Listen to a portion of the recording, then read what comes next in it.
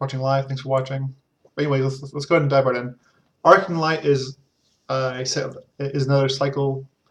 This one reverts up to 3 target cards. This is like decent against candles, but overall it's like this is a reserved card. I can see this being played in reserves, but not so much main deck. Solid reserves card. Peter says it's good against good against momentum, and I agree. It's good against momentum and it's good against candles. It's better against candles. As far as momentum goes, it's like fine, but it's not like insane against them. Much better against candles when you turn their 5/5 into 1/1. But against momentum, it's like medium because the troops are still there. Card's great again. Card is great in reserves, but not in main deck. Well, it's standard anyways. Like you could like do some sneaky with this card and phantoms. Like if you bring back if you like Hereafter and Agilius, and then you like Arcing Light it, you can make it obviously make it a Agilius for one cost. If you're burning like phantoms with Hereafter or Spirit Caller, then maybe you can make a combo deck with it. But for the most part, it's tend to be a sideboard card, a reserves card. But I'm sure you can like build some kind of weird funny deck with Hereafter or Spirit Caller and Arcing Light. All right, Arctic Grizzly, 5 cost, 3/5. When it comes to play, gain life equal to this troop's cost. So if you frost form, you'll gain 3. If you play normally, you'll gain 5.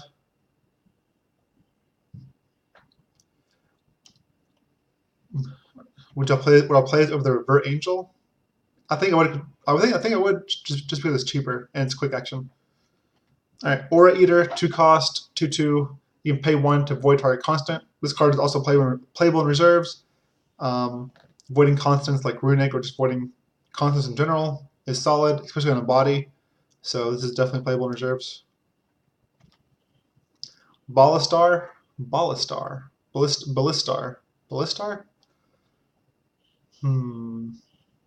Okay.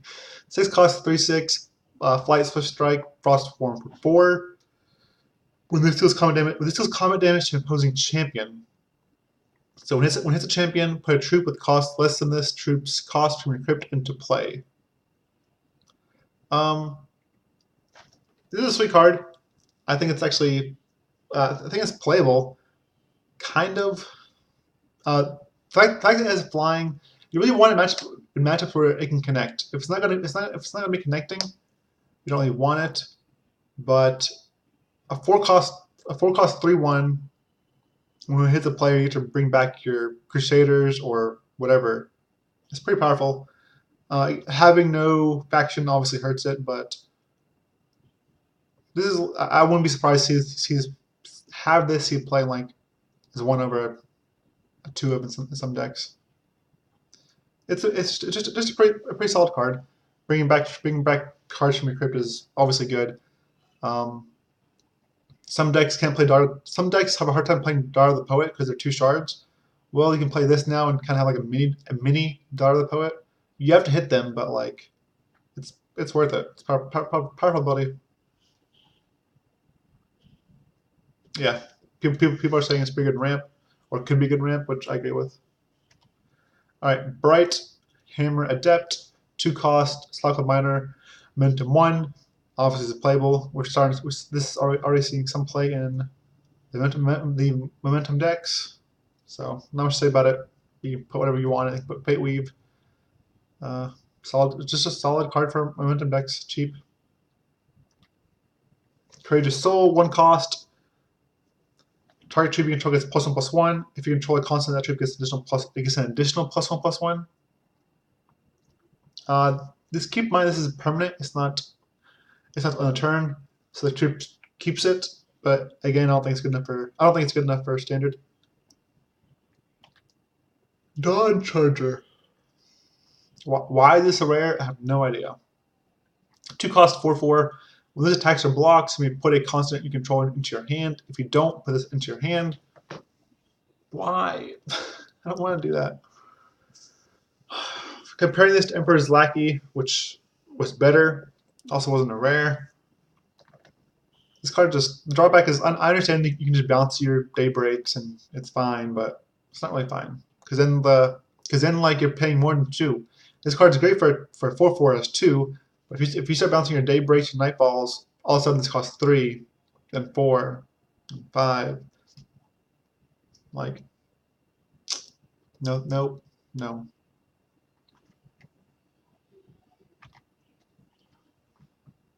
Does that mean if you put a Decree back into your hand, the troop gets put back into play? Yes, it does. If you get a Decree, the troop goes back into play. Devoted Luminist, 3 cost, momentum, 3 cost, momentum 1, steadfast, 2/2. This is great limited.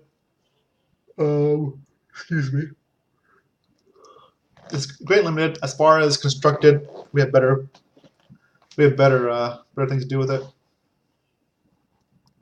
I like it. I like more of like on this curve, like Pal more. Also, like by this time we should have enough momentum troops. You really want your momentum troops to cost 1 or 2, maybe 3, but by the time we get here, we already have enough momentum troops. It does combo with the red chant. I'm not sure what chant you're talking about. I assume you mean this card. Oh, Fury chant. So you use 2 damage every turn. That's immortal, and no, I don't think it's good enough. All right, Dragon Speaker, Daenerys Targaryen, 5 cost, 4/5, Sackable Major. At start of your turn, illuminate 1. I actually like this card. I mean, giving it Swift Strike and Flight is pretty powerful. It's pretty good for 4/5, and then also you use illuminate on your turn. I think it's playable in a Saga deck as one of, or even like it's this will see played because it's Socket, which fills the Saga requirement. It's Ardent, which can fill the Ardent requirement. So those two things alone are powerful enough to have us see play.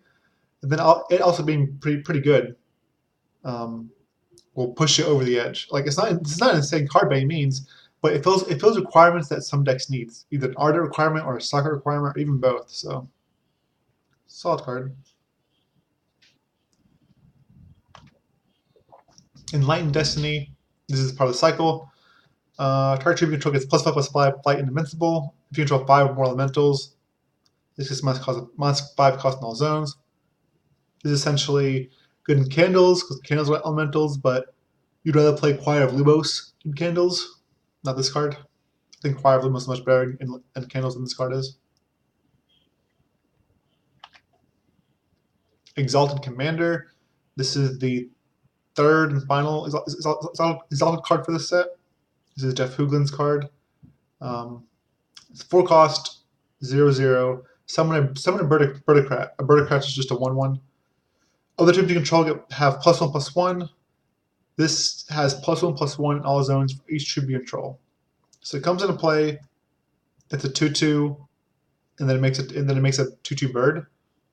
So it's 4 power. It's 4 power across 1 body, and half its evasive.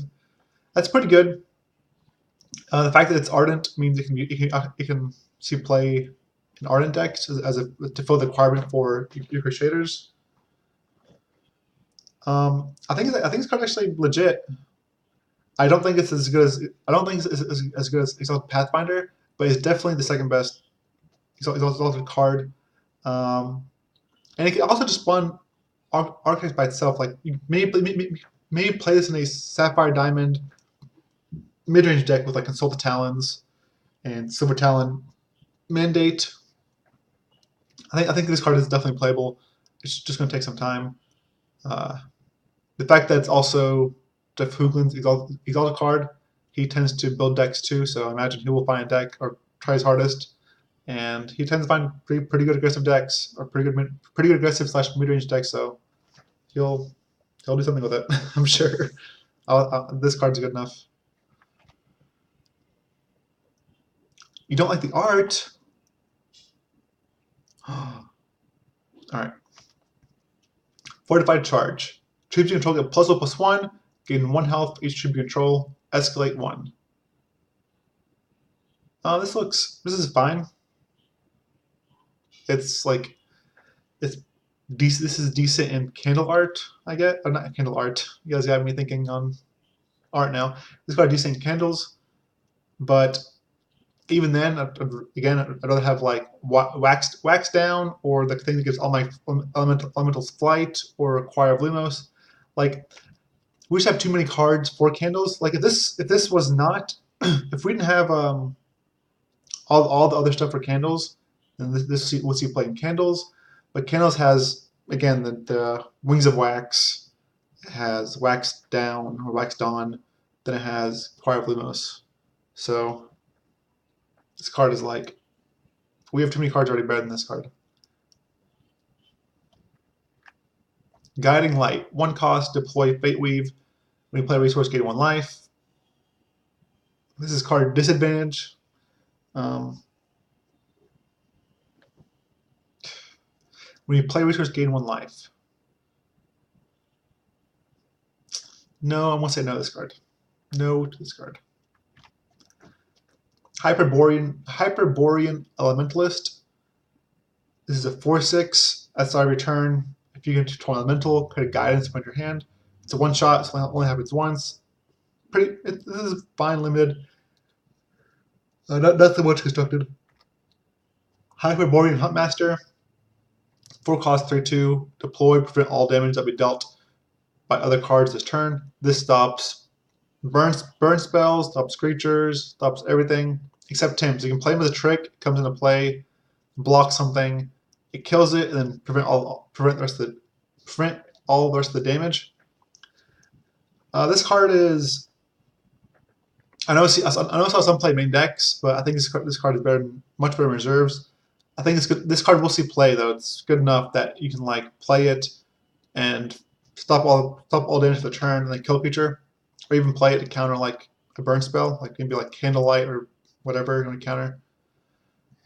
I think it's okay in that, but as far as main deck card, I don't think it's good enough for main deck. I know it's seeing some play in the main deck, but I personally don't believe it's good enough for main deck. I think it's much better in the reserves as a nice boarding card, or maybe as a way to fulfill this requirement. But otherwise, I don't think it's a great main deck card.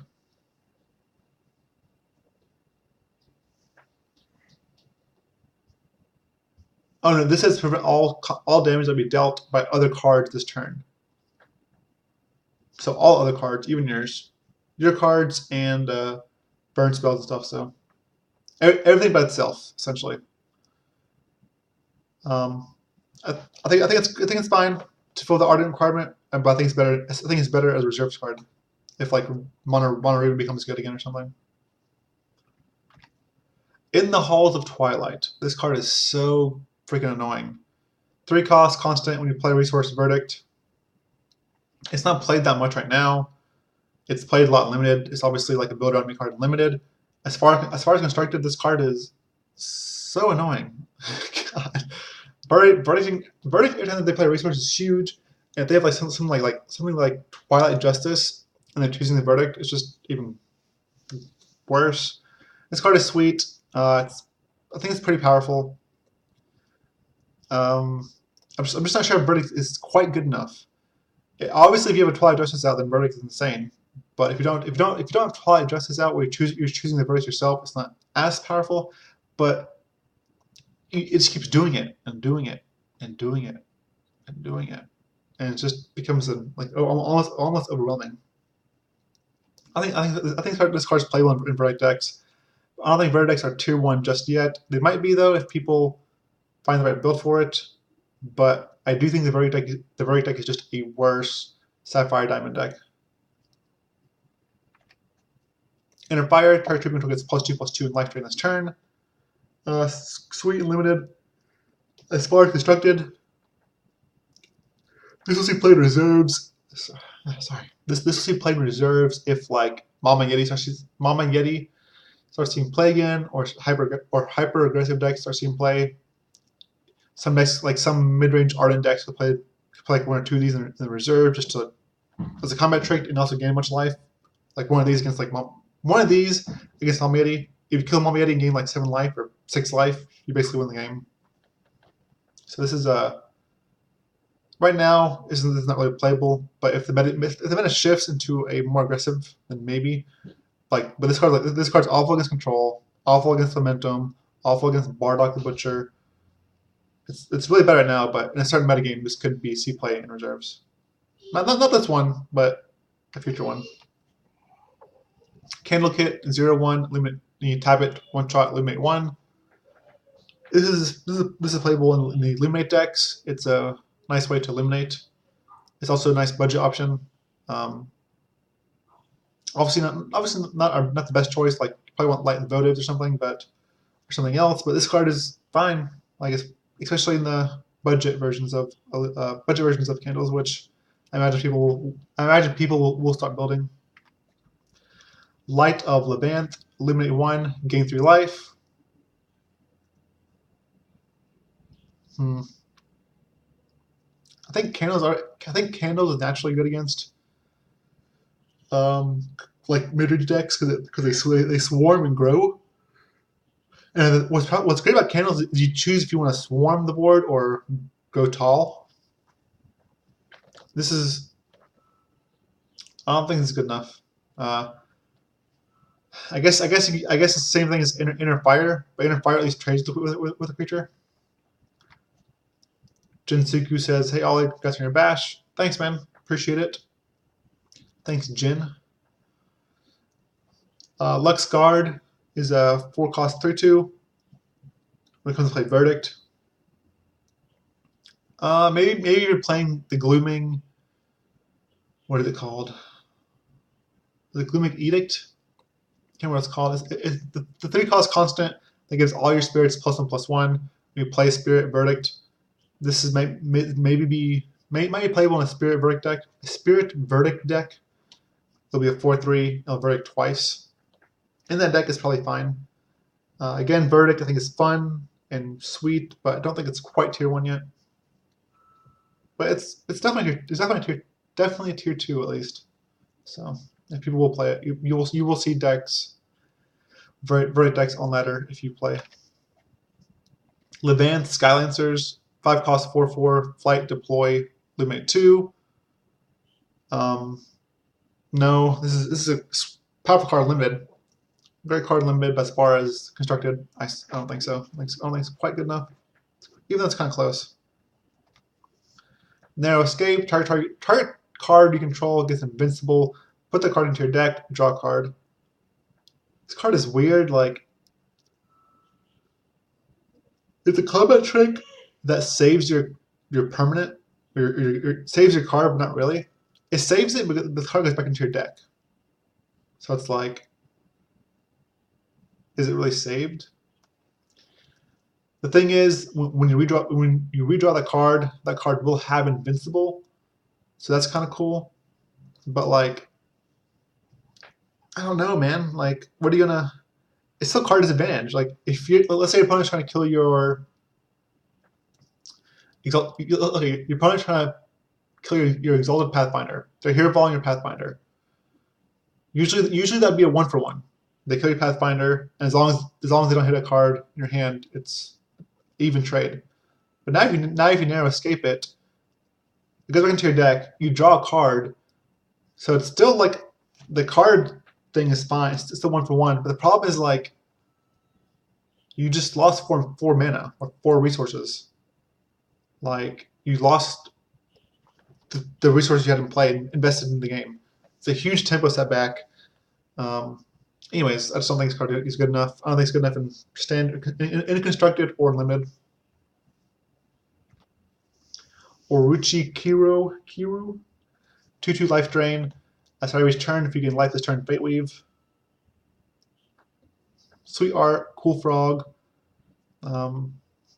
Playable limited, but not so much constructed. Overwhelming Guilt. Destroy target is also true Verdict. Limited only. I don't think it's good enough in constructed. Peter says he likes the frog. I like it too, but I don't think it's good enough. Polar Ferret. Man, look at that ferret. It's eating a moose. A moose. All right, Polar Ferret. 6 cost, 4/6, or Frost 1 for 4.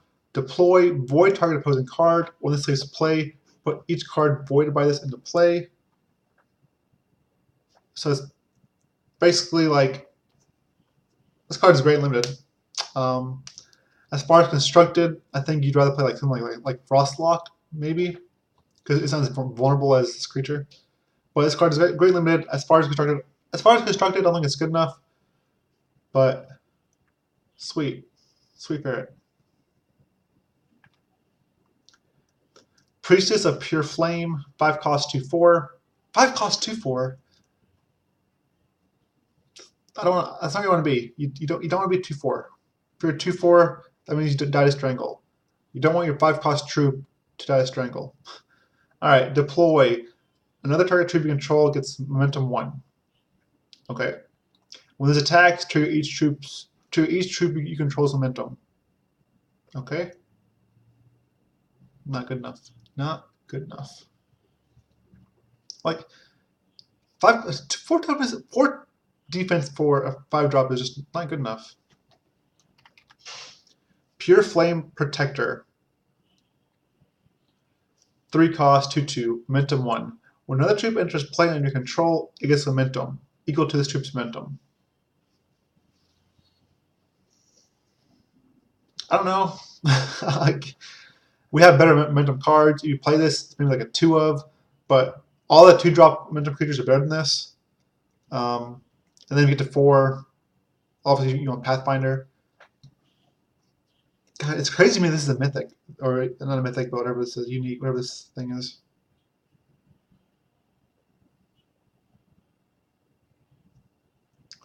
Protector is ridiculous and constructed. Care of momentum.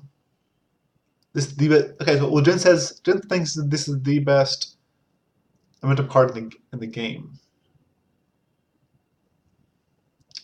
Huh. Interesting. So it's 3 cost 2/2, double diamond threshold, which is also a drawback. Momentum 1. When a troop enters you control, it gets momentum equal to this troop's momentum.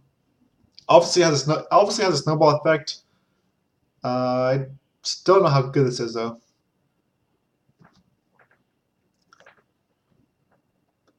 Your opponents deal with it, you instantly win. I mean, that's true with any. I think that's true with any momentum troop.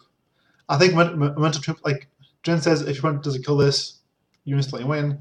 But the thing is, if you just curve your momentum guys, like you have like a 1-drop momentum, 2-drop momentum, 3-drop momentum, 4-drop momentum, it's basically the same thing. Like if any of your momentum troops live for a couple turns, you're just gonna win the game anyways. This card, I think this card is good enough to see play. Momentum is just a very powerful mechanic. It's super annoying actually, because you can like you basically get Hadoukened out of nowhere and just die.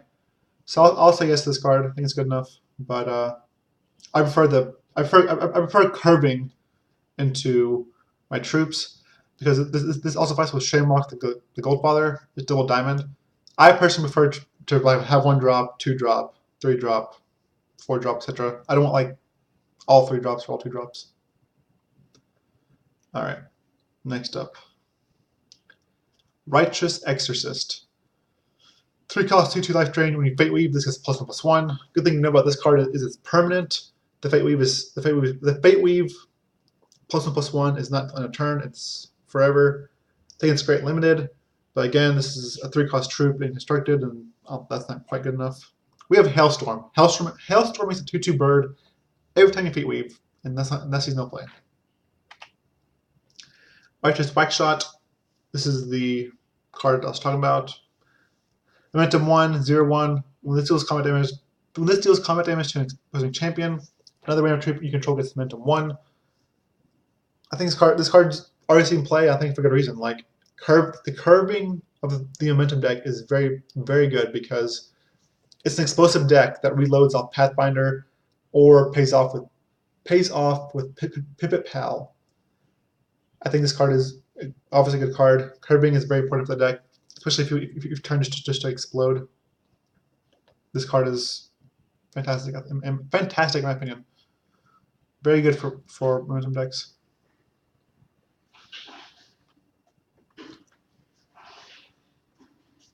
Runic Justice. So this is Verdict that has Runic. This is playable in limited for sure. As far as constructed goes, it's I see a lot of people playing it. I don't know how good it is. It's obviously worse than Zadig's Judgment, but it's a lot worse than Zadig's Judgment. By the way, this is definitely it's like man, if it's playable, it's barely playable, and that's because you need to have like if you have like Umbral Guard or Scout that hurts your opponent when you Verdict, then it's probably worth it. But otherwise, it's probably not like. I personally don't like this card, but I saw a bunch of play yesterday in the Hex Bash. I think Zadig's Judgment is much better, but people play what they want to play. I don't think this card is quite good enough. It's better in a tier 2 deck, but not a tier 1 deck. Ollie, I can't believe you stream. I've been following your standard decks for 2 years, man. Huge fan. How are your thoughts on Magic Standard right now? Breezy, I'm doing a set review for YouTube for Hex, but I will answer your question after I finish this review. But thank you for following and watching, and welcome to the pack. So, appreciate being here. Seamstress of Valina. This is a 4-cost 3/4 with flying. When you seek adventure, the top priority deck is -1. When you seek fortune, draw a card. Having 4 toughness is not good in a format that has strangle. So no, I don't think this card's good enough. You have to be fate weaving a lot to make advantage of this card. I just don't think it's. I personally don't think it's good enough. You like her a lot. Why? She has no faction. She has no faction either. I don't know. I personally don't think she's good enough. She's cool. Obviously, the reason the cards have caused is powerful, but I'm not like. There's no fate weave deck yet, and we've had like Hailstorm and powerful fate weave effects, but I still don't think she's good enough right now. Like the effect, that's fine. The effect is sweet, but don't think she's good enough. But maybe I'm wrong. Probably not. I'm probably right. Skylands Captain. 3-cost 2/1. Momentum 1 flight. When this deals combat damage to opposing champion, illuminate 1. This art's sweet. Look at this art.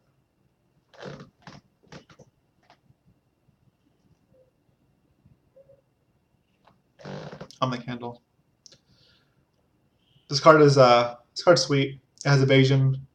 Like having momentum and evasion. God. Having momentum and flight is powerful. Like momentum by itself is powerful because like it eventually forces chump blocks. Having flight is also powerful. The problem is it's a 3-drop, which competes with again a lot of powerful 3-drops. But the Illuminate 1 is whatever. Illuminate 1 is fine. It's cool depending on your deck, but having the momentum and flight seems just crazy to me. I think this card's playable. It's just hard to figure out which 3-drop is playable because you can't play all the 3-drops, obviously. Card seems sweet, but the cost is awkward. It's weird because like it has a momentum ability, then it has a candles ability. It's like, where do you want to go? Do you want to go into momentum or candles? It's doing like two different things, but it's still pretty powerful. Snow Puffin, 1/4, Frost Form. When you Fate Weave, this gets +1/+1 and Steadfast. Sweet limited, not standard playable. Silent Sentence, destroy each attacking troop. Verdict. I thought this card was gonna be a blowout for longer than it was, but people are already starting to play around it. The card is still good because even against control decks, you can just cast it to double Verdict. Obviously, it's not the best case scenario, but it is better than something like Clash of Steel or Massacre in the control matchups where you can just cast it instant speed to double Verdict. So this card is obviously this card's playable. It's a good card. Sunrise Spectre, 1-cost 1/1 when you Verdict. This is +1/+1 life turn this turn. I don't think it's good enough, but maybe in the tier 2 deck of Verdicts with Glooming. The glooming thing gives all your spiriters +1/+1. It could be decent there. Otherwise though, it's like it's not tier 1. It's something like tier 2. Threads of Life. Put target constant control with cost 4 or less from your equipment to play. Fate Weave. I think this is decent in reserves when you're bringing back something like Twilight Justice or Twilight Eclipse. Because your opponent's obviously bringing things to destroy your constants, so this seems like a decent way to bring it back. This would be much better if it was a quick action, but it's not. But still, it's still a solid reserves card to bring back your constants to fight whatever. To fight your punch removal. I like this card as a reserves card. So, Wings of Wax. Deploy, Illuminate 1. Elementals you control have flight. This card is very good. Giving your elementals flight when they're small or huge is obviously very solid. Huge thumbs up. Very playable. Winter's Grasp will be a staple in the format. It's 2 costs, void target opposing troop. Or sorry, not troop, just void target troop with power 3 or less. This card's very good. It's just so we have access to. We no longer have Totem Trap, but it's still good enough. This is a great card. Wrath of Elements. This card, this voids target card with cost less than or equal to the number of elementals you control. Void target card, not target troop card. This card's great. This card's so good. This card is really good with elementals. This card will 100% play. It's very powerful. Like, it voids a card. Not a troop, any card. For 1. Like, it's super good. Very good card. And I think that's it. We've reached the end of the diamond. So if you're from YouTube, thanks for watching the Diamond Set review. You can watch the rest wherever you want. I have more coming. I have more up. Most of them should be up by now. So thanks for watching. Subscribe, follow, and I'll catch you all later.